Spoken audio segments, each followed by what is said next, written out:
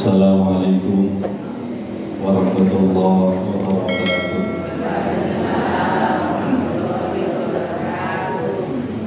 Alhamdulillah, asyhadu an la ilaha illallah wahdahu la syarika lah, wa asyhadu anna habibana Muhammadan abduhu wa rasuluh.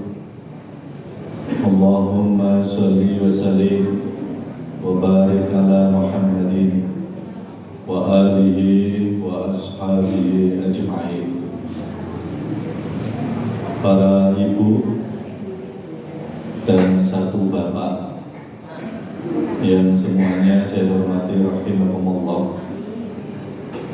Syukur alhamdulillah kesempatan pagi hari ini kita oleh Allah ditakdirkan, kita oleh Allah dikehendaki bisa bertemu dalam keadaan yang baik, dalam keadaan selamat. Mudah-mudahan kebaikan dan keselamatan yang Allah anugerahkan kepada kita akan terus dan berlanjut sampai nanti di yaumil akhirah.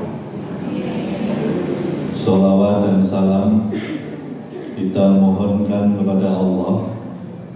Mudah-mudahan oleh Allah senantiasa dicurahkan kepada junjungan kita Nabi Muhammad sallallahu alaihi wasallam beserta seluruh keluarga beliau, seluruh sahabat beliau, dan seluruh pengikut beliau, dan mudah-mudahan kelak nanti di yaumil akhirah kita termasuk orang yang pantas diakui sebagai pengikut beliau.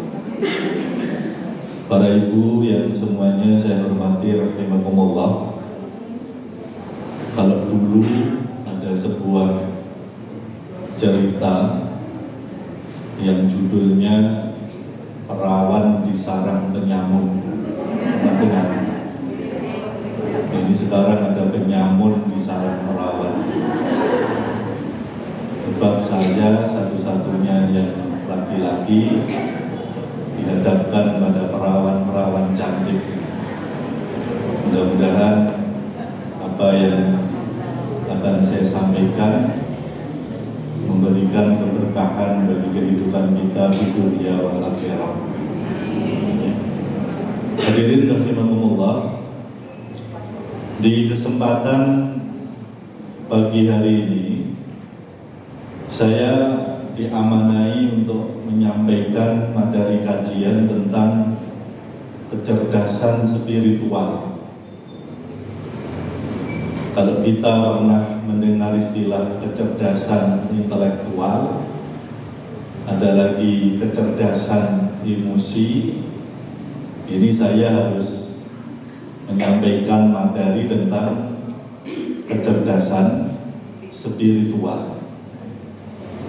Terkait dengan kecerdasan spiritual, tentu karena makna ini umum, ini tidak hanya dimonopoli oleh orang Islam saja. Sebab bagi orang yang di luar Islam, itu juga ada sumber-sumber yang memperkaya spiritual mereka. Walaupun menurut kita itu tidak benar. Misalnya ada orang yang bertapa, jadi dia tidak makan, tidak minum, berdiam, jadi madep, mantep, nyawang pucuk egrono, ono rupa datan sinawang, ono suwara datan rinumu. Jadi nyawang pucuk egrono berarti nyawang pucuk hidup. Ono rupa datang sinawang, ada rupa tidak dilihat. Ono suwara datang rinumu, lek suwara pun juga tidak didengar. Sebab dia concern untuk berkomunikasi dengan Tuhan menurut versi mereka.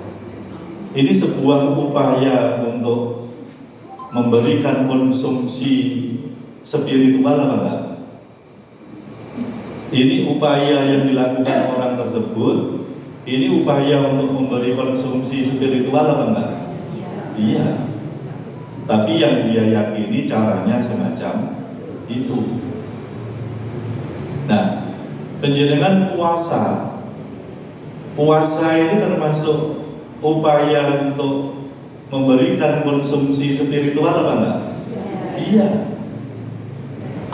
Apakah yang diwajibkan puasa itu hanya penjenengan, saya, kita yang beragama Islam? Tidak. Tidak. Allah pun juga berfirman ketika dia sampaikan, ya ayyuhalladzina amanu, wahai orang-orang yang beriman, kutiba alaikumussyam, telah diwajibkan kepada kalian berpuasa. Terusannya gimana? Kama kutiba alal ladzina min qablikum, sebagaimana telah diwajibkan kepada orang-orang sebelum kalian. Jadi sebelum kita ada syariat puasa, sekalipun tidak persis seperti kita. Bahkan komunitas masyarakat tertentu yang punya latar belakang budaya tertentu, kita melihat ada syariat puasa, sekalipun puasanya nggak sama persis seperti kita, dan yang melatar belakangi juga nggak sama seperti kita, tujuannya pun juga nggak seperti kita, tapi juga puasa. Nah, menurut keyakinan mereka, kalau sudah keyakinan, ideologi, kepercayaan, ini sudah domainnya hal yang bersifat spiritual. Menurut mereka itu cara yang benar. Jadi dulu saya masih ingat ibu-ibu yang menjadi perias manten itu kalau ada job merias, ini dia puasa supaya tidak hanya secara lahir, mungkin medai pas, memberi alis pas, tapi ada sisi yang bersifat spiritual yang bisa menjadi pendukung untuk membuka aura dan sebagainya. Puasa. Orang Korea ternyata puasa. Setiap ada keluarganya yang meninggal. Orang Cina juga begitu. Bahkan kita yang orang Jawa mengenal dengan istilah-istilah puasa yang aneh-aneh. Puasa ngerowot, puasa mutik, puasa ngalong, puasa ngidam, dan sebagainya.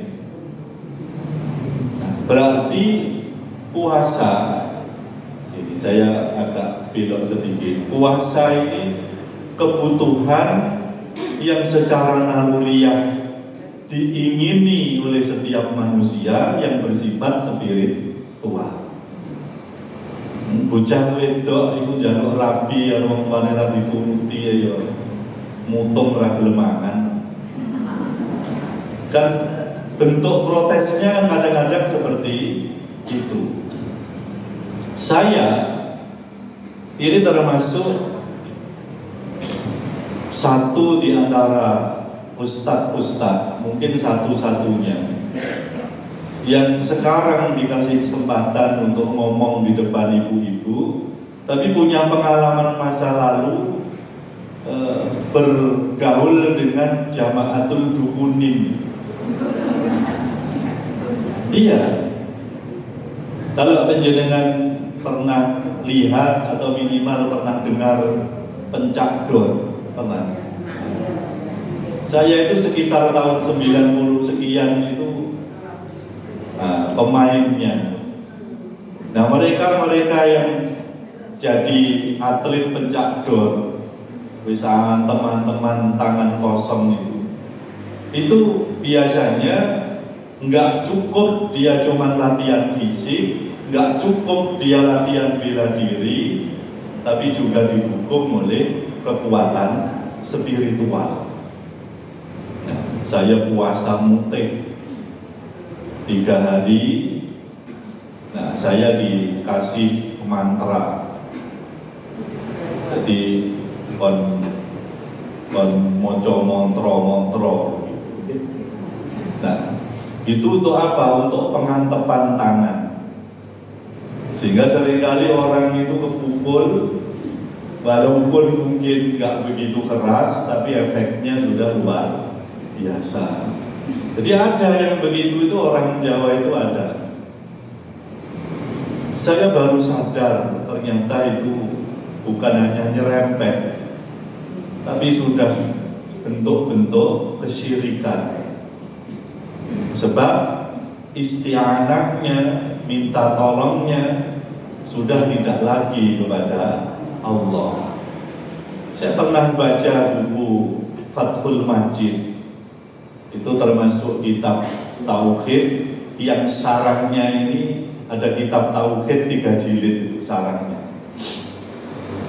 Bahwa ruqyah, kalau orang kita menyebut jambi-jambi, jopo-jopo, itu harus dengan bahasa yang kita pahami dan tidak bermakna kesyirikan.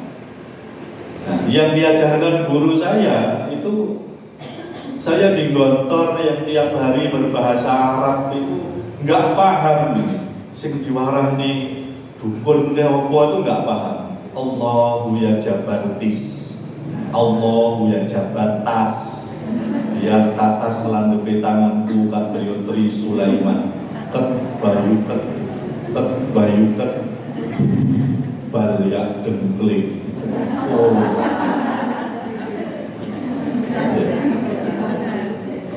Nah, kemudian ada mantra-mantra itu, kalau penjenengan mungkin ngarani itu kepercayaan dinamisme. Dinamisme itu percaya pada kekuatan benda, kan begitu. Jadi kemenyan dibakar, kalau sudah keluar asap, maka dia baca mantra Sang Kalinggo Jati araning menyan, geni musik kuku sing sukmo, ing arengmu si Joko Beling, ingsun kongkon sliramu munggao menyang kahyangan, jalukno marang pangeran supaya kasembadan kang dadi pangajap ingsun. Sing dikongkon siapa? Asapnya kemenyan. Ini musyrik apa enggak? Musyrik. Bahkan ada yang minta kekuatan among. Among itu orang Jawa punya kepercayaan bahwa kita itu punya among. Jadi pihak sing ngemong diri kita. Pernah dengar? Ini among, kaki among, pernah dengar? Nah, itu dimintai kekuatan. Nah, karena jin ini berserikat membantu, sementara orang yang tauhidnya nggak kuat ini melihat efeknya, tidak melihat prosesnya, sehingga mereka nggak peduli yang dilakukan ini syirik apa enggak, mempersekutukan Allah apa enggak, ada bentuk-bentuk pelecehan terhadap ketuhanan Allah atau tidak, nggak peduli. Yang penting mandi. Dan efeknya memang setelah diuji cobakan memang ya luar biasa. Sun mata kajiku si jalan goyang, tak goyang ono tengah latar. Jimatku si sodolanan, tak sabetni gunung Jukruk, tak sabetni segoro asat, tak sabetni bumi sigar merapat, tak sabetni atini Desi Ratnasari dari welas dari asik. Kalau penjenengan pernah mendengar jaran goyang, itu montronya seperti itu. Dadi welas, dadi asik, tapi ada ucapan krono Allah Ta'ala. Sun mata kajiku semar mesem, kembang mangko tumekar tanpa tandingan. Ilang kajuru telu sir teko tekakno sedina iki jabang bayune bunga citra lestari. Jadi yang begitu-begitu ini nyuwun sewu, konsumsi spiritual apa enggak? Iya, cuman jalannya seperti itu. Nah, kita yang muslim punya syariat, aturan main, apalagi yang berbentuk ubudiyah, yang berbentuk ritualitas. Kita harus menjadikan apa yang diajarkan Rasul itu sebagai sandaran primer. Jadi nggak boleh ngarang-ngarang diri, nggak boleh. Kita meski tahu sunnah Rasulullah terkait dengan tata cara ibadah yang kita lakukan. Nah, mutaba'ati Rasul. Sebab yang kita lakukan ini sudah ranahnya ideologi, bersifat akidah, bersifat ubudiyah. Nah, hadirin rahimakumullah, misalnya puasa Ramadan. Nanti tanggal 31 Maret. Ini menurut hisab. Ini insya Allah sudah tanggal 1 Syawal. Jadi Muhammadiyah yang menggunakan metode hisab dengan kriteria wujudul hilal ini menentukan bahwa tanggal 29 Maret ketika matahari terbenam ternyata hilal masih di bawah ufuk. Jadi tanggal 30 ini masih Ramadan, digenapkan menjadi 30. Lalu 1 Syawalnya kapan? 31 Maret.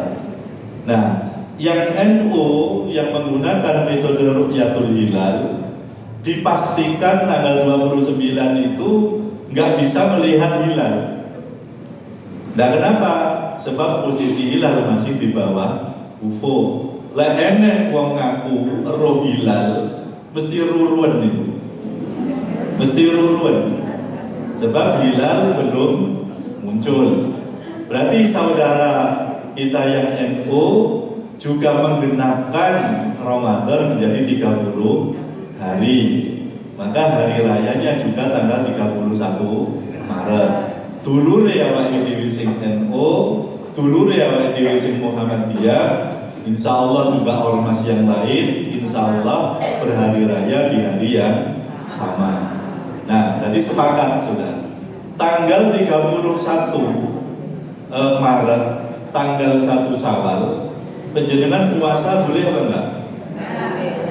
Boleh apa enggak? Enggak boleh. Status hukumnya apa? Haram. Dalam setahun itu berapa hari yang diharamkan? Berapa hari yang diharamkan? Ada 5. Aidain, 2 hari raya, Idul Fitri dan Idul Adha. Kemudian Ayyamut Tasyrik, 3 hari tasyrik, 11, 12, 13 Dzulhijjah. Jadi 5 ini nggak boleh kita berpuasa. Hukumnya apa? Haram, ngengkel, dosa. Nah, berarti waktu untuk mengerjakannya juga diatur. Terus saya mau tanya, puasa tiap hari dengan sehari puasa sehari tidak seperti puasanya Daud, mana yang lebih afdal? Mana yang lebih afdal? Buat dino poso, kalau sedino poso sedino ora, mana yang lebih baik?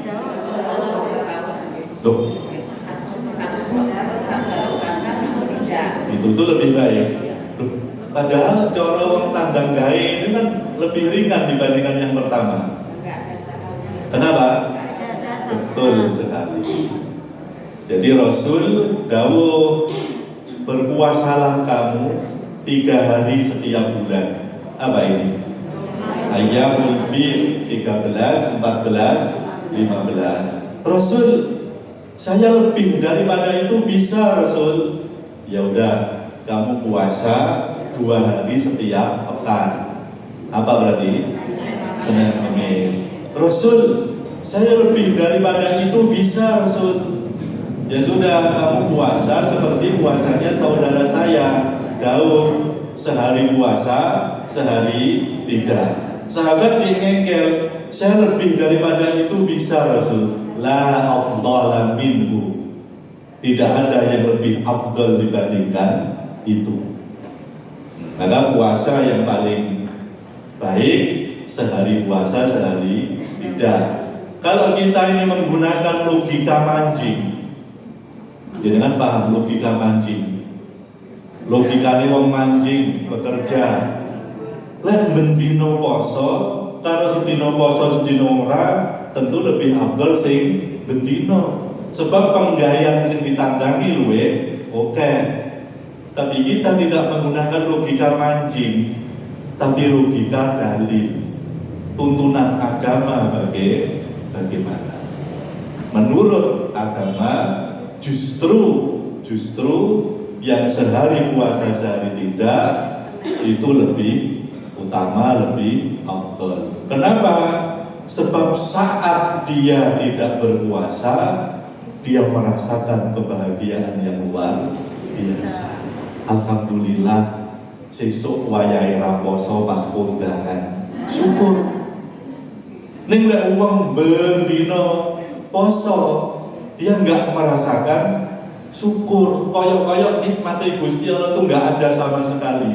Bendino mung luwe, nggak ngrasane seneng. Padahal justru saat seneng ini perasaan syukurnya itu besar. Saat syukur inilah hubungan seorang hamba dengan Tuhan ini sangat dekat. Panjenengan nek pas poso ngeten iki, donga sing mandi saiki dilungkas kira-kira jam 1 pas luwe-luwe ini apa arep buka? Arep buka. Ketika berbuka iki mung sedina luwe yo kaya apa boten pareng dahar. Ngelak kaya apa boten pareng munjuk. Nah, begitu beduk maghrib panjenengan sir dahar pareng, sir munjuk nggih pareng. Ada perasaan bahagia yang luar biasa. Saat itu doa kita diijabah. Bisa diterima. Makanya ada ajaran panjenengan lek milik berikhtiar berusaha, misal punya hajat tertentu anaknya agar oleh Allah diberi pertolongan di dalam belajarnya, jenengan bawa sesuatu, jenengan sedekahkan pada seseorang.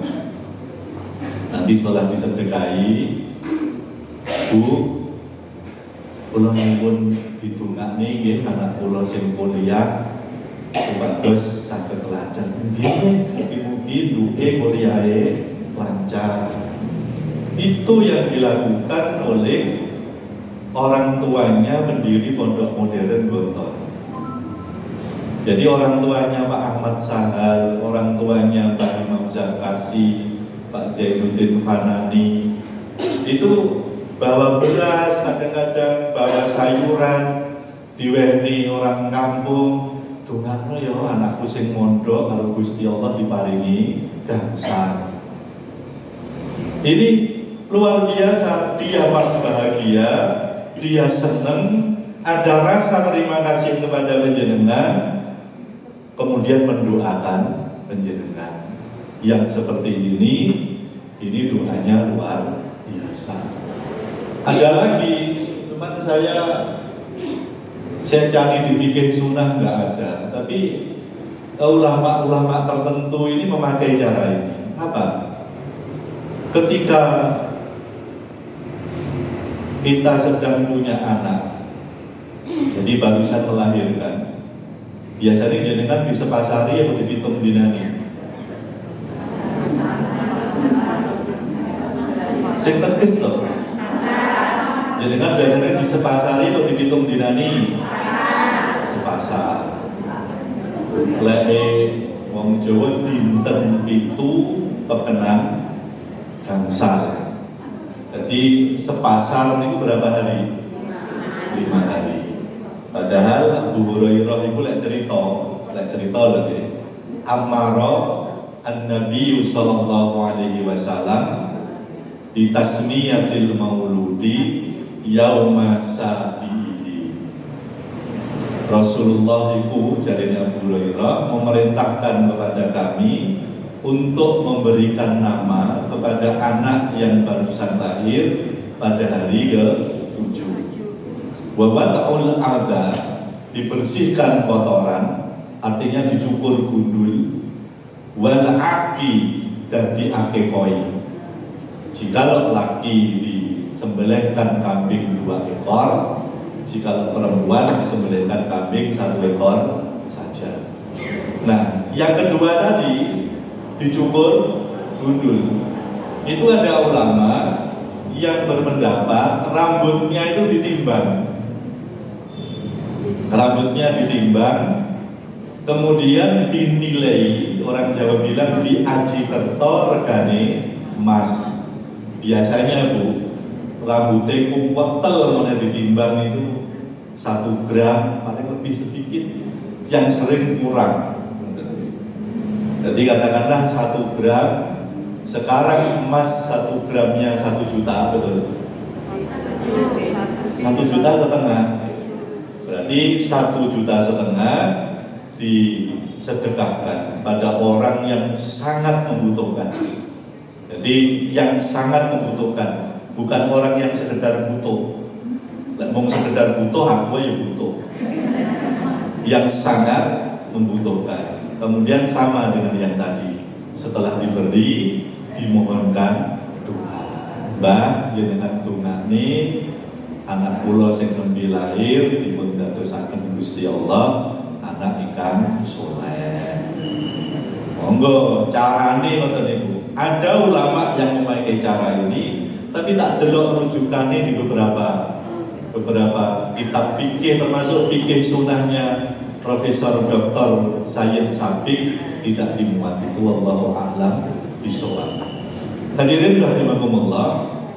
Lalu cara mempertajam sisi spiritual ini bagaimana?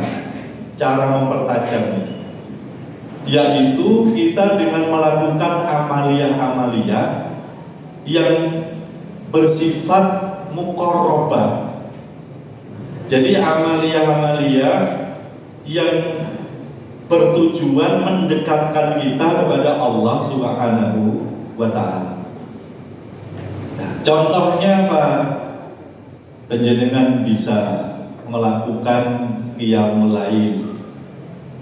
Bagi yang amatiran seperti kita, jenengan nggak usah masang target harus separuh malam, sepertiga malam. Saya ingin sholat malam seperti Rasul. Piye sholatnya? Mulai ngadeg sampai kentole abu. Jadi terlalu berat. Jadi cukup 2 rakaat,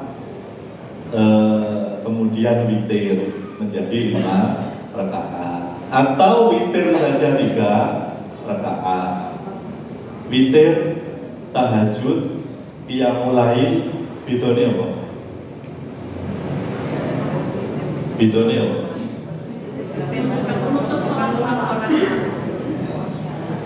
Bidone apa? Witir, tahajud, qiyamul lail, niku hal yang sama apa bukan? Nggih, wis pundi Bu? Kalau lahir sama tahajud itu sama-sama. Kalau witir itu perlu sholat untuk malam, jadi nggak harus tidur. Kalau ada orang bertanya, "Kuwi sapa to sing dituting aku?" Oh, kuwi cah Blitar. Bener nggak salah? Bener nggak salah? Oh, kuwi Ganang. Bener nggak salah? Oh, kuwi sing tau ngaji ning Al-Ikhlas. Bener nggak salah? Bener. Jadi satu objek tapi diarani dengan nama yang berbeda. Sakjane qiyamul lail, tahajud, kemudian witir itu sama. Kenapa diarani witir? Karena jumlahnya ganjil. Kenapa disebut tahajud? Karena dikerjakan setelah tidur. Kenapa disebut qiyamul lail? Karena dikerjakan pada malam hari. Nah, sehingga sebetulnya yang lebih rajih, yang lebih kuat, kita nggak usah ngaran ini sholat apa. Ya sudah, menjadikan sholat mawon ning aturannya supaya lebih utama jumlahnya ganjil. Pak, saya sudah ikut tarawih. Kok bengi aku sholat neng oleh ora? Boleh. Dan terus witir enggak? Jangan. Tidak ada dua witir di dalam satu malam. Tapi ada yang berpendapat bahwa witir itu adalah penutupnya sholat malam. Nah terus gimana?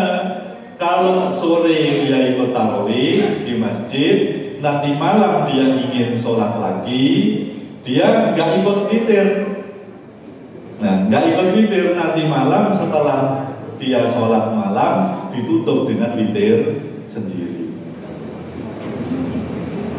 Penjenengan itu mulai duwe anggapan sholat tarawih berjamaah dengan sendiri itu mana yang lebih afdal? Mana yang lebih afdal? Ada ulama yang berpendapat dan saya setuju, ini lebih baik sendiri. Kok begitu? Yang pertama, Rasul tidak pernah qiyamul lail dengan berjamaah. Rasul memang 2 malam sholat di masjid, tapi saat itu penyelenggaraannya sendiri. Lah kapan mulai diadakan sholat tarawih dengan berjamaah? Itu sudah di zaman Khalifah Umar bin Khattab. Jadi Rasul itu sendiri. Kemudian yang kedua, sholat tarawih itu termasuk sholat nafilah, termasuk nawafil, sehingga hukumnya sunnah dan penyelenggaraannya itu yang baik diperpanjang. Berbeda dengan sholat maktubah, sholat wajib, itu sebaiknya kita perpendek. Kenapa? Sebab kita nggak ngerti hajat keperluan dari orang-orang yang sholat di belakang kita. Saya sholat jadi imam sholat wajib, iki ojo didawak-dawak. Bapakku nggak ngerti neng buri jamaah sak menekian itu salah nyapo. Tapi kalau tarawih ini lebih baik panjang. Lah kenapa? Toh dek ini nggak melu juga nggak apa-apa. Wongannya sholat sunnah.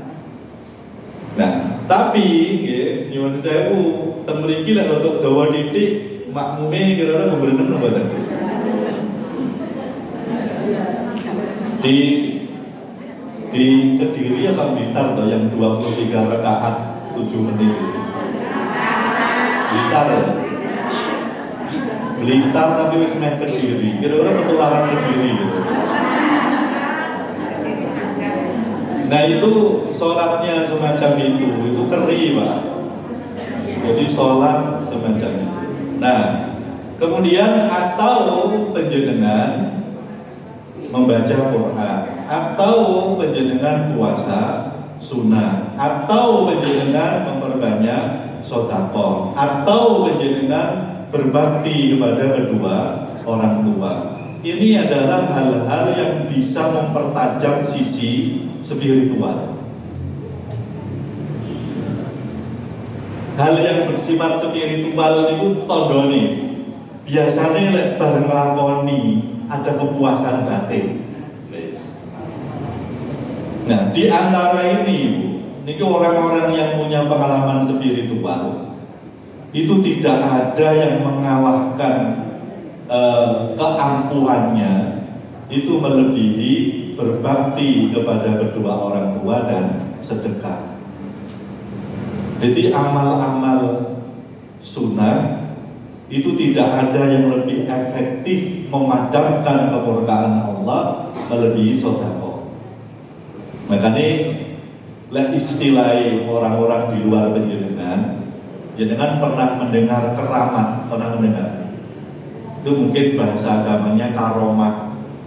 Kalau ditranslate dalam bahasa dagangan, kemuliaan yang disebabkan karena amalia spiritual banyak. Ada orang yang mendapatkan itu karena tahajudnya, ada orang yang mendapatkan itu karena bacaan Al-Quran setiap hari dia target berapa juz.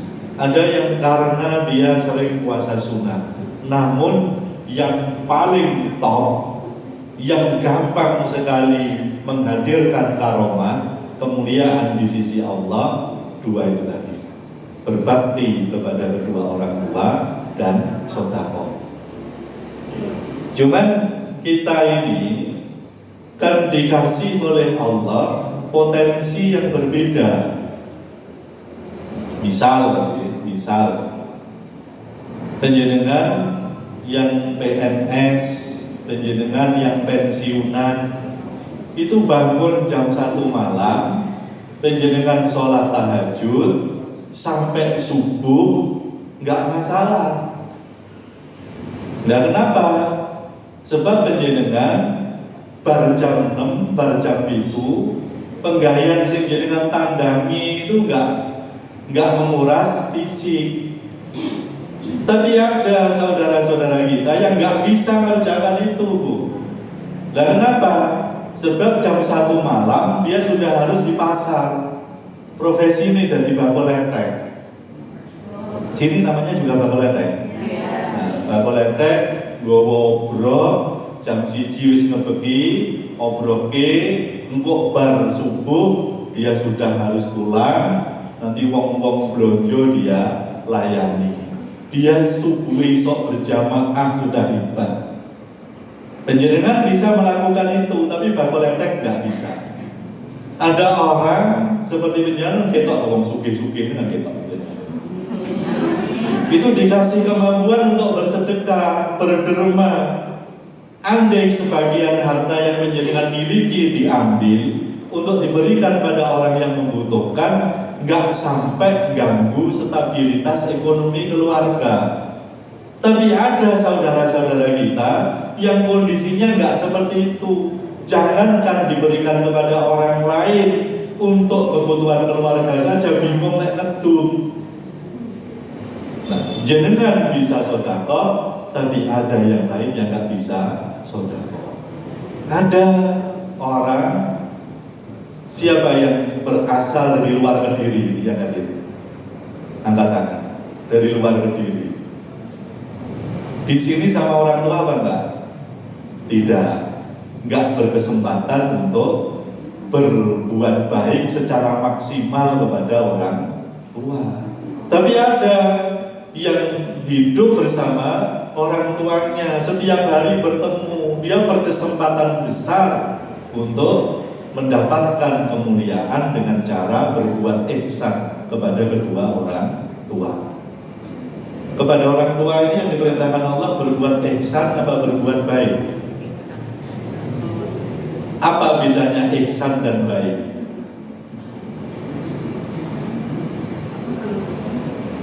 Wa'budullaha wa la tusriku bihi syai'a wa bil walidaini ihsana. Ihsan itu misalnya begini. Bu, jenengan asmane Bu sinten? Bu Ika. Jenengan Bu sinten? Rini. Dini. Saya tadi pakai bahasa Jawa, berarti penjenengan paham apa enggak? Bu Dini kenal sama Mbak Ika. Kalau Bu Dini mensikapi Mbak Ika dengan kualitas sikap lebih buruk dari mensikapi dirinya sendiri, itu namanya zalim. Kalau Bu Dini mensikapi Mbak Ika dengan kualitas sikap sama dengan mensikapi dirinya sendiri, itu namanya adil. Kalau Bu Dini mensikapi Mbak Ika dengan sikap lebih mengutamakan Mbak Ika daripada dirinya sendiri, itu namanya ihsan. Nah, ihsan itu kualitasnya seperti itu. Nah, yang diperintahkan kepada orang tua ini tidak hanya adil, tapi ihsan. Jadi orang tua harus kita sikapi dengan sikap yang lebih baik daripada mensikapi diri kita sendiri. Lebih diutamakan daripada mensikapi diri kita sendiri. Kok begitu? Kenapa? Jawabannya yang pertama, ya memang itu perintah Allah. Yang kedua, karena orang tua kita juga bersikap seperti itu kepada kita saat kita masih kecil. Bahkan sampai dewasa pun juga seperti itu. Wong tua itu nalurine itu luwih mutamakne anaknya timbang dirinya sendiri. Dia tunggui anaknya yang sakit, tergolek lemas di depan kamar rumah sakit. Dia sampai terucap di dalam kata-katanya, ya Allah, mbok lorone nduk kula mawon sing ngrasakne. Timbang nduk sing sakit kula mawon sing sakit. Sampai begitu tuh ya. Dan itu andai Allah sendiri yang nanya, ya wis anakmu tak gawe waras ning sampean loro, siap mboten? Siap. Yang penting anak kita sembuh.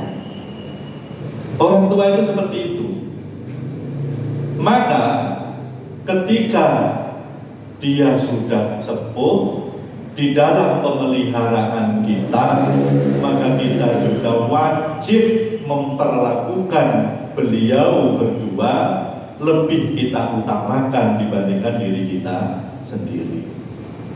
Andai Bu, kebaikan itu bisa diukur dengan angka-angka, gitu. Maka yang diberikan kepada orang tua harus lebih banyak daripada untuk kita sendiri. Lek sama, berarti kita belum nyampe pada target sebagaimana yang diinginkan oleh Allah. Sebab Allah maunya wabil walidaini ihsana, berbuat ihsan. Jadi orang tua kita itu sampai Rasul itu kan punya mimbar.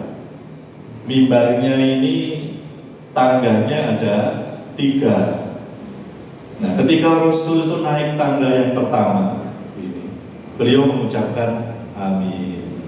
Naik tangga yang kedua, beliau mengucapkan amin. Demikian juga tangga yang ketiga. Sahabat yang melihat heran, kenapa Rasul kok mengucapkan amin? Apa gerakan yang beliau aminkan? Maka selesai khutbah, sahabat cross check, Rasul tadi panjenengan kok mengucapkan amin sampai 3 kali. Setiap tangga panjenengan mengucapkan amin. Apa yang panjenengan aminkan? Ketika saya naik tangga yang pertama, Jibril mengatakan, sungguh rugi orang yang mendengar namamu disebut wahai Nabi, dia tidak bersolawat kepada saya. Maka aku ucapkan amin. Ketika naik tangga yang kedua, Jibril ngomong, sungguh rugi orang yang mendapati kedua orang tuanya sudah tua dalam pemeliharaan dia dan dia tidak mendapatkan surga. Kemudian ketika naik tangga yang ketiga, Jibril ngomong, sungguh rugi orang yang mendapati bulan Ramadan dan dia keluar dari Ramadan tidak dalam keadaan terampuni dosa. dosanya. Lalu aku mengucapkan amin. Nah, ini sederhana, Bu. Saya ini kalau mau jujur ya, ngaji di depan orang-orang NU, dengan ngaji di depan orang-orang Muhammadiyah kata-kata. Itu ketika saya menyebut nama Rasul, ngaji di depan orang NU kata-kata. Sholawat, soho salam, itu sunaken dumateng Gusti Allah, mugi tansah dipun paringaken dumateng junjungan kita Nabi Muhammad sallallahu alaihi wasallam. Oh, Rasulullah ini. Karena tadi. Tapi di depan orang-orang Muhammadiyah, saya nggak mendengar itu. Tak tekoni, nyapa mengaku nyebut asmane Kanjeng Nabi, awak muka sholawat, yuk sholawat, tapi rambut nggak gemuk. Akhirnya sakit rambutnya sampai rambut blas. Jadi saya ingin walaupun sekedar umi-umi, ini rumah saya ya kurang tepat, tapi orang muni blas rumah saya ya nggak tepat, sebab dia rugi. Sholawat Bu ya. Nah kemudian yang kedua, dia rugi ketika mendapati kedua orang tuanya sepuh, dia nggak mendapatkan surga. Bahasa kasar itu, jenengan itu lek iso cetuk ibu cetuk bapak atau bapak atau ibu jenengan berkesempatan untuk birrul walidain, terus enggak jenengan lakukan, rugi. Sebab kaya-kaya nyong swarga arep ora, mohnya mempekok. Dia apa? Orang bodoh. Wong dikasih surga kok enggak mau. Itu bahasa Inggrisnya fekok. Bodoh sekali. Nah, hadirin rahimakumullah, maka ini jenengan pertajam amal-amal yang tadi saya sampaikan, puasa sunnah mungkin, baca Al-Quran tiap hari mungkin, sholat lail mungkin, atau berbakti pada orang tua, atau sedekah mungkin. Itu mana yang penjenengan mampu, mana yang penjenengan bisa kerjakan, jenengan kerjakan secara istiqomah, itu akan mempertajam sisi spiritual. Kan ibadah itu kata Rasul itu yang paling baik yang mana? Adwamuha wa in qala. Yang paling istiqomah walaupun hanya sedikit. Jangan oke tapi bro-bro kasem. Tahajud itu jam 1 sampai jam 3. Berapa hari? 3 hari. Leren setahun. Baru telung dinoto mau leren setahun, itu gak istiqomah. Yang benar itu mungkin 3 rakaat kalau memang kita ini aras-aras seni itu tenanan. 3 rakaat atau 5, tapi bisa ajak setiap hari. Nah, hadirin rahimakumullah, jika itu penjenengan lakukan secara istiqomah, bisa mempertajam sisi spiritual. Bahkan ada yang wanti-wanti begini, penjenengan itu kalau bisa punya amalan yang itu menjadi rahasia antara penjenengan dan Allah. Penjenengan tenanan, mungkin nggak banyak orang yang tahu, tapi ini menjadi andalan penjenengan untuk jenengan jadikan penolong nanti pada hari akhirat. Ada kisah ini kisah asli, itu cerita Indonesia bukan. Di Lumajang kalau nggak salah, ada orang yang sudah dikubur berapa tahun begitu, jenazahnya itu masih utuh. Itu kalau orang bilang jasadnya mahfud, jasadnya terjaga.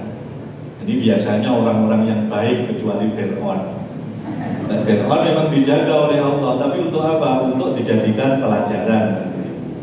Tapi orang-orang di luar itu seperti Mbah Maimun Jubair, jasadnya masih utuh. Seperti Imam Nawawi Al-Bantani, jasadnya masih utuh. Seperti Suhada Uhud, jasadnya Hamzah, pamannya Rasul yang meninggalnya dilempar tombak oleh Wahsy tahun 2004 kalau nggak salah. Ini kan jenazahnya terangkat karena banjir. Akhirnya dimakamkan secara kenegaraan di Arab Saudi sana. Ini lukanya di dada, ini darahnya mengalir seger. Jadi darahnya mengalir seger. Nah, termasuk nyuwun sewu, kadang-kadang orang itu menilai tidak baik, ternyata dia luar biasa. Seperti Saddam Hussein. Saddam Hussein itu orang bilang penjahat perang. Dia jari ini menyimpan senjata pemusnah massal. Akhirnya Irak diserang oleh pasukan multinasional. Pemerintahnya digulingkan, bahkan Saddam Hussein setelah melalui proses peradilan dihukum mati. Akhirnya setelah dihukum mati, dikubur 13 tahun setelah Saddam Hussein dikubur, fannya, pengikut-pengikutnya itu ingin memindahkan kuburannya ke kota Tikrit, kota kelahiran Saddam Hussein. Jasadnya masih utuh. Yang lebih hebat, jenggotnya mundak dowo. Jenggotnya semakin panjang. Orang meninggal itu biasanya pucet tuh. Nah, Saddam Hussein itu enggak. Jadi mukanya kalau orang Jawa bilang berengangan, seperti wajahnya orang yang masih hidup. Maka benar yang dikatakan Allah, wala taqulu liman yuqtalu fi sabilillahi amwat bal ahya'u walakin la tash'urun. Janganlah kamu mengatakan orang yang terbunuh di jalan Allah itu mati. Bal ahya, tetapi dia hidup. Walakin la tash'urun, tetapi kamu saja yang tidak menyadari, yang tidak tahu. Oke. Nah, kembali kepada kisah tadi, di Lumajang juga begitu. Tapi orang ini ditanyakan sama tonggoni, sama keluarga nih, nggak ada yang bisa bercerita amalan istimewanya itu apa. Ahli tahajud kan? Enggak. Ternyata dia itu ada orang yang tahu, mungkin ini itu kalau waktu kosong gini dia itu bawa cikra, tahu cikra? Nah, sama cangkul, sama sepedanya yang sepeda onto itu mencari jalan yang berlubang. Nah, kemudian dia ambilkan tanah, kemudian dia uruk di situ, dikasih tanah. Kalau ditanya siapa yang bayar, tidak ada. Lalu kenapa kamu lakukan ini? Mesak nih, kalau ada mau kompetitif. Sepele. Kita pun juga nggak terlalu peduli untuk melakukan amal yang sesepele ini. Ternyata itu bernilai betul di sisi Allah, sehingga menjadikan dia pasca meninggal keadaannya semacam itu, jasadnya terjaga, mahfud, dikubur sampai puluhan tahun, tidak ada, tidak membusuk, tetap utuh. Bapak kui sebabnya wallahu a'lam bishawab. Menjadikan tentu pernah mendengar, bahkan mungkin membaca hadis ini terkenal. Rasul itu melihat ada seorang laki-laki yang tamata, seneng-seneng di surga. Karena apa? Karena sebuah amal dia itu menyingkirkan pohon. Jadi ada pohon yang menghalangi di jalan, kemudian dia ambil itu, dia singkirkan. Hanya karena itu maka Allah ridho, dan dia diberi kenikmatan surga. Maka jenengan harus punya apa? Amalan petingan, amalan simpenan, harus diandalkan. Saya kalau tahajud memang nggak bisa, saya akan puasa sunnah. Saya puasa sunnah nggak bisa, tapi saya akan sedekah. Jenengan harus punya amalan yang ini. Kalau ini yang jenengan lakukan, nanti dari sisi spiritual semakin tajam, insya Allah jenengan akan menjadi orang yang dicintai oleh Allah Subhanahu wa Ta'ala. Hadirin rahimakumullah, itu yang bisa saya sampaikan. Sebelum saya akhiri, mungkin ada yang ingin protes. Oke, monggo.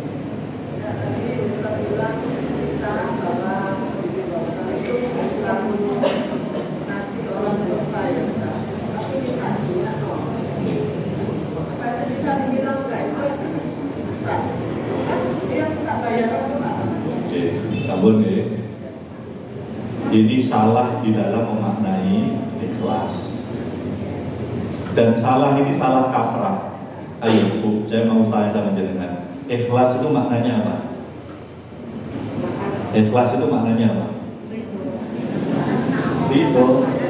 Biasa nih, coba saya cek sama jenengan.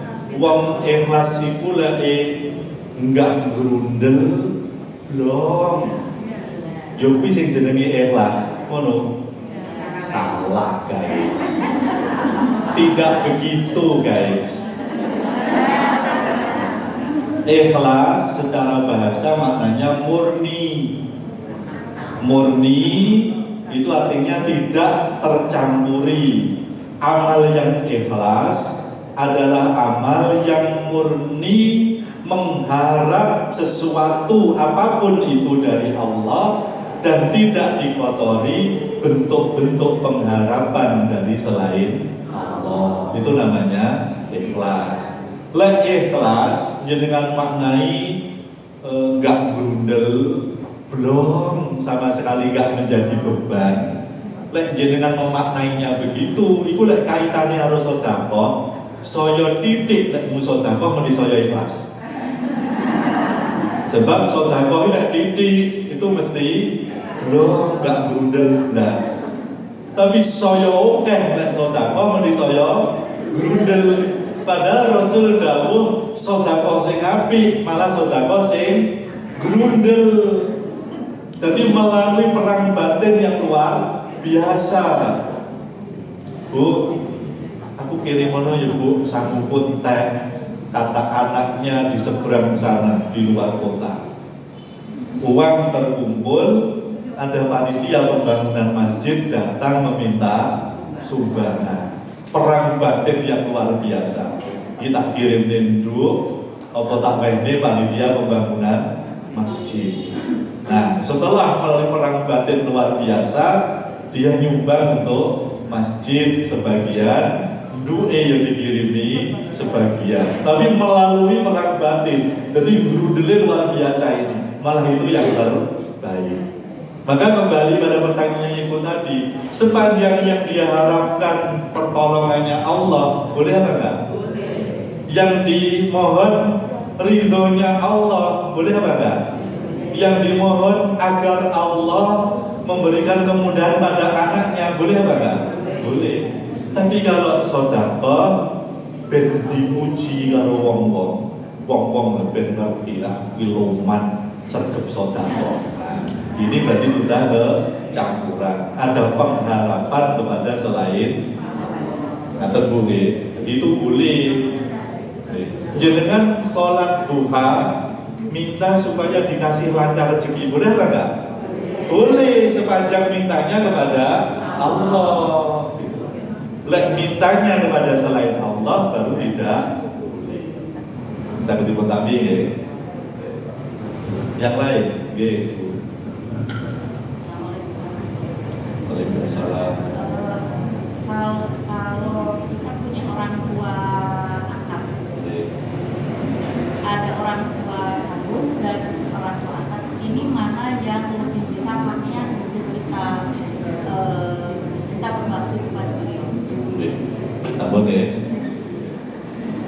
Ada 3 pihak yang agama itu menisbatkan dia itu orang tua. Yang pertama abul wiladah. Dia kita sebut orang tua karena menjadi sebab kelahiran kita. Yang kedua itu abul ilmi. Dia menjadi orang tua, disebut orang tua kita karena mengajarkan ilmu. Yang ketiga itu abun nikmah. Dia menjadi orang tua kita karena anaknya menjadi pasangan kita. Jadi mertua itu orang tua kita. Nah, ada orang yang bukan menjadi sebab kelahiran kita, tapi dia memelihara kita sejak kecil, orang tua angkat. Dia juga punya hak untuk kita sikapi lebih baik. Tapi kalau ngomong prioritas, maka tetap orang tua kandung yang lebih prioritas. Tapi terhadap orang tua yang memelihara kita juga harus berbuat baik. Sebab Rasul itu dawuh, "Man lam yaskurin nas, lam yaskurillah."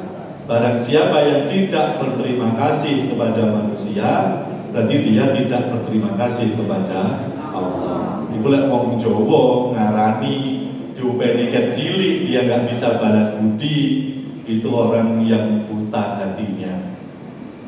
Buta hati itu kan bahasa halus. Nek cara Jawa wong picek hatinya. Wong picek. Jadi harus tetap berbuat baik, tapi porsi prioritas tetap orang tua. Terus sedikit mumpung kelingan. Kita tidak boleh mengadopsi anak dengan mengkaburkan nasab. Jadi itu namanya tabani. Jadi ada anak kita ambil di rumah sakit, ini harus tetap tahu orang tuanya siapa dan harus kita kasih tahu. Seperti yang terjadi, Rasul memelihara siapa? Zaid ibnu Harithah.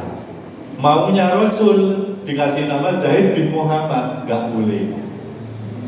Tetap Zaid ibnu Harithah. Nah, tentu yang lain. Saya mau tanya tadi yang tentang spiritual tadi, kan ada orang yang misalnya rumah ini minta tolong sama Ustaz untuk rumahnya segera tapi setelah pulang dibawakan media seperti bunga atau apa, itu hukumnya gimana? Ustaz kerjungan.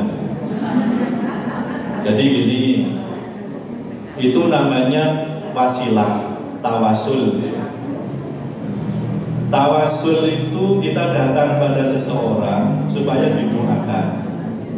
Pak, saya mohon doa supaya rumah yang saya jual cepat laku. Boleh apa enggak? Boleh. Doakan, kita didoakan, Bu. Boleh. Tapi kalau dia sudah memberi syarat-syarat, iki kembang iki, dekeno ning pojokan rumah. Wis niku ndang laku itu. Jadi cara-caranya itu sudah cara-cara yang bertentangan dengan syariat. Bu, saya mau tanya sama penjenengan. Tolong dijawab dengan jujur, jangan ada dusta di antara kita. Ya. Jenengan nggak tindak kuburan kasih betul kembang. Betul kembang. Ada yang bawa, ada yang tidak. Saya mau tanya, bawa bunga itu alasannya apa? Yang bawa siapa ngacung yang bawa? Ibu, yang bawa jenengan bawa bunga alasannya apa, Bu? Alasan saya katanya waktu itu saya cuma sebutkan Rasulullah lewat Kuburan. ada yang merintih. Beliau Mengambil pelepah kurma. Nah, katanya sampai pelepah itu layu, pikirannya dan beliau masih diringankan. Adabnya diringankan. Jenengan, Bu, sama. Nggih, oh.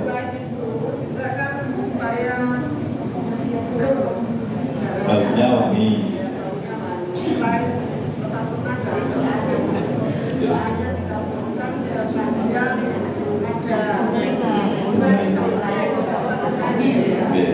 Tambah ya.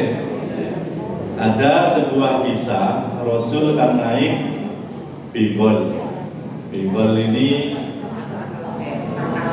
perkawinan antara kuda dan keledai. Tiba-tiba bigol yang dinaiki Rasul ini loncat. Rasul kemudian turun mengambil pelepah kurma diletakkan di suatu tempat. Kemudian sahabat tanya Rasul, kenapa menjadi melakukan itu? Di tempat ini ada ahli kubur yang sedang mendapatkan azab yang pedih, hanya karena dia melakukan dua hal yang umumnya diremehkan oleh manusia. Apa Bu? Nah, dia tidak berhati-hati ketika istinja dan dia sering menggunjing saudaranya. Istinja hati-hati lho Bu, pemenang jenengan beto. Jangan saya Bu, niki ra apa-apa to nggih, niki hukum nggih, hukum. Jenengan mek pipis ngadeg mendodok. Dodok nggih. Lek dodok ngeten Bu, dodok ngeten nggih. Apa meneh wong wedok niku pancaran air seninya. Ini saya melihat lebih banter daripada wong lanang. Lah wong lanang tur gitu nggih. Niki biasane lek enek jeding terus ada genteng kaca yang sinarnya masuk jam sekian. Itu peletik-peletikane air ini, muncratnya air itu, misalnya saya kencing tur gitu, TKP-nya di sini. Itu peletikane kadang-kadang sampai dua kilan, rong kilan dari TKP. Saya bayangkan, ibu-ibu niku pipisnya dodok, suaranya itu buah. Saya pastikan air seni itu ada yang diprat di kaki, ada yang diprat di bokong sini pasti. Nah terus gimana itu? Berarti menjenengan lek pipis, niku bunyai saya itu ngajari santriwati. Itu CD itu dicopot. Nanti kalau sudah disilat nih begini di ujung, sebab air kencing itu najis mutawasito. Begitu hilang ya sudah dihanduli. Lek penjenengan CD ini enggak dicopot, saya pastikan mending dirujuk. Berarti kena najis. Nyamari dari ibu itu kan nyamari. Nah kemudian diambilkan pelepah kurma, diletakkan di situ. Saya berharap selama pelepah kurma ini masih belum kering, Allah meringankan adabnya. Ini sebetulnya karpe itu nggak menunggu ibu. Karpe nengarap ke panas-panas. Pelepah kurma itu belarak loh. Nah, belarak diletakkan di situ. Itu nengono itu gampang, garing. Artinya lebih kadung dianggap ning kuburan sekelas Rasul saja ini hanya mampu dikasih meringankan adab, dan itu masanya hanya sampai pelepah kurma menjadi kering. Jadi sebentar itu.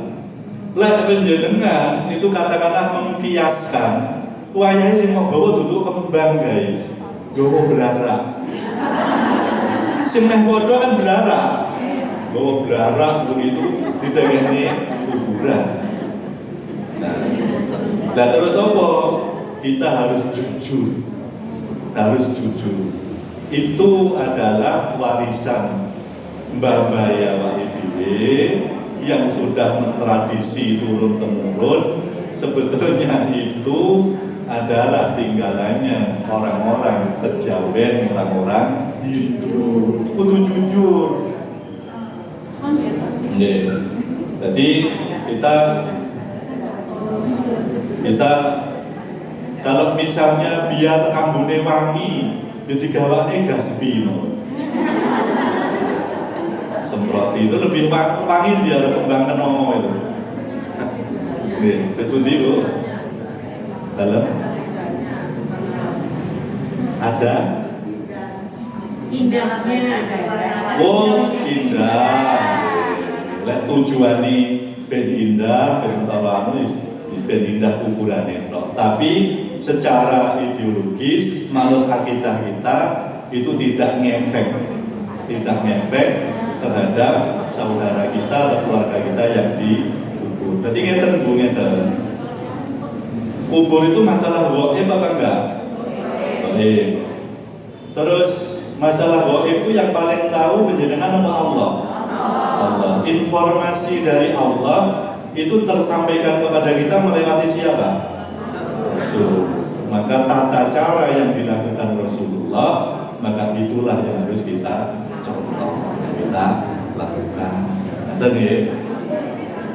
Kalau yang katanya rumput yang tumbuh itu di atas makam, Nggih. bersihkan. Nggak bisa dicabut. Alang-alang berkerumbu, ketinggi panggilan ulon. sampai harus dirapikan, itu ini nggak dihabiskan sama aja. Aku dari kemarin repot aku jawab. Padahal makomnya para aulia, para juru dakwah malah diterami. Ini nggak ada rumput sama sekali berarti ini. Berarti nyalai ini. Jadi gini, orang itu kalau baik, jangankan kok dikubur di masjid, dikubur di kandang babi, tetap dia baik. Kalau orang kurang ajar, jangankan dikubur di belakang masjid, dikubur di imaman, dia tetap dianggap oleh Allah. Sehingga yang paling menentukan bukan di mana kita dikubur dan bagaimana kuburan kita. Yang paling menentukan adalah amal kita. Jadi amal kita. Oke.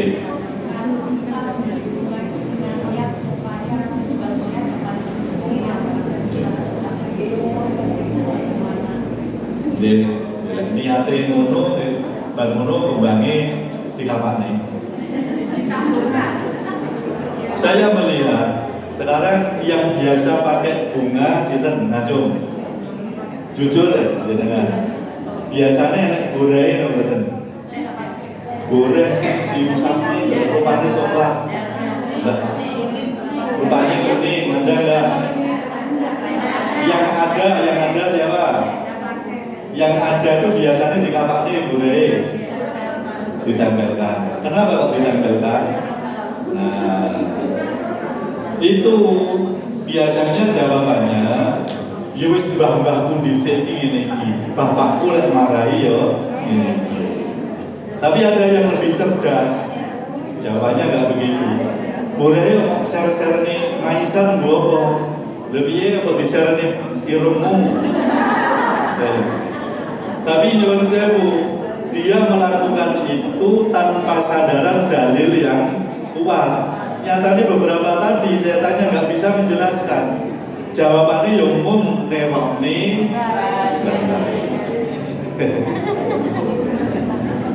Oke.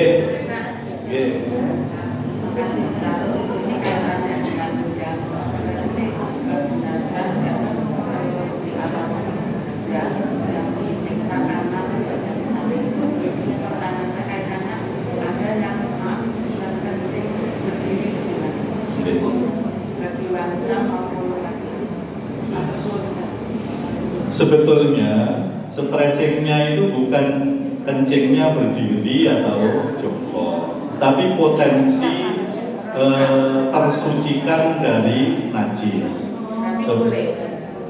Lek memang nyuwun sewu, lek memang misalnya wong lanang itu di masjid-masjid tertentu itu kan urinoirnya itu kan memang butuh berdiri. Nah, itu pokok dekne niku iso menjaga apa ini kesucian, nggak sampai muncrat, nggak apa-apa. Dan di masjid biasanya diatur, biasanya jumru begitu, terus agak tinggi begini, sehingga muncratan itu nggak mengenai sini, sebab sini ada tembok pendek. Nah, cuman sunnah Rasul itu kalau kencing disuruh Duduk gini, nanti setelah kencing disuruh dehem 3 kali. Kenapa? Supaya 1 tetes, 2 tetes yang mungkin belum keluar bisa tuntas. Dan ngeniki bagi kita yang biasa menjaga kesucian ini, itu masih kebelet itu orang nek banyu ini ora iso. Tapi orang-orang yang biasa gelonjong itu sopir-sopir ternet ning sanding banding terep dia kencing gitu baru ditekeki tok diadai, atau kencing setelah itu diobat tabit diadai nih. Kalau kita ini sudah terbiasa menjaga kesucian. Gitu. Ada lagi? Gitu. Los.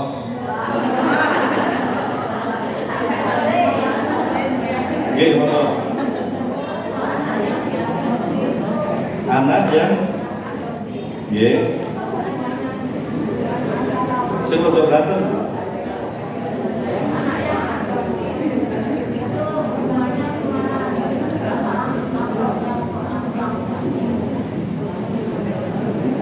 Jangan paling imik.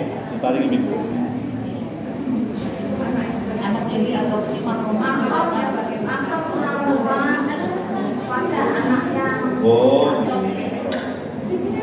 anak yang diadopsi itu apa makromnya? Makromnya orang yang mengadopsi gitu. Makrom itu apa maknanya? Makrom itu maknanya apa? Makrom artinya orang yang haram dinikahi.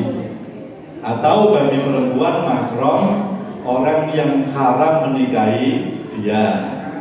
Nah, muhrim. Nah, muhrim orang yang pakai baju ihram. Biasanya di sini ini penjenengan ya mau umroh terus berangkat dari Madinah mampir di Bir Ali, terus kemudian jenengan sudah siap dari mikot, itu kan mikot makani itu. Dari situ jenengan sudah berpakaian ihram, itu namanya muhrim. Atau jenengan turunnya di King Abdul Aziz sama kru pesawat dikasih pengumuman, penumpang yang terhormat, sebentar lagi kita melewati Ya Lamlam. Bagi para penumpang yang menginginkan umroh dipersilahkan untuk berniat dan berganti pakaian ihram. Biasanya setelah itu dia sudah baca talbiyah labbaik. Nah, yang sudah pakaian ihram namanya muhrim. Mahram berarti pihak yang haram dinikahi bagi laki-laki, perempuan laki-laki yang haram menikahi dia. Itu nggih. Nah, mahram ini ada yang karena nasab, hubungan darah, ada yang karena sebab.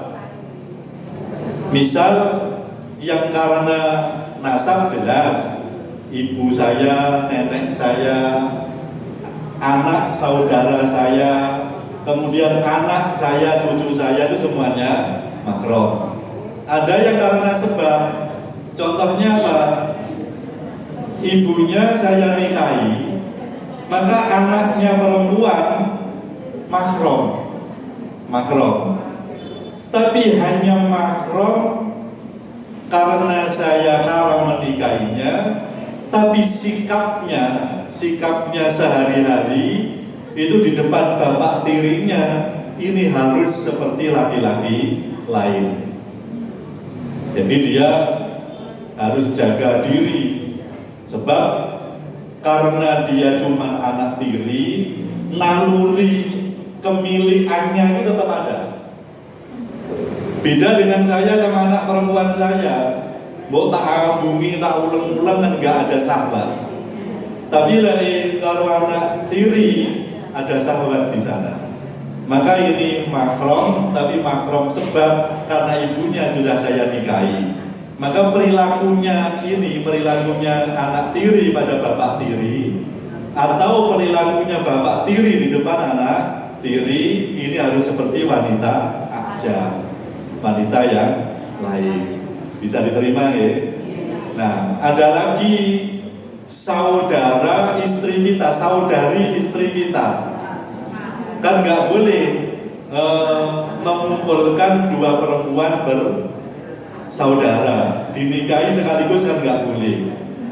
Tapi ini kan sementara. Kalau yang tadi itu terus, walaupun ibunya sudah meninggal, anaknya haram dinikahi. Kalau yang ini nggak boleh. Ketika kakaknya masih menjadi istri kita. Pak, lho, tapi aku demen lho karo adike, ya bakal ra oleh. Wong Mbak Yuni wis dadi bojomu. Wah, ora kuat nempet lho. Ya wis ndonga ae, muga-muga Mbak Yuni ndak mati. Piye diomongi ra? Nah, itu tadi permasalahannya. Orang yang memelihara anak itu tetap makrom. Makrom haram dinikahi. Sehingga kelak kalau besar dia juga harus berperilaku sebagai wanita aja, wanita lain. Sebab nalurinya itu tetap ada. Gitu. Ada lagi? Jol? Terima kasih. Penjenengan tidak bertanya, tidak mempersulit saya. Minta maaf dari segala kekurangan. Assalamualaikum warahmatullahi wabarakatuh.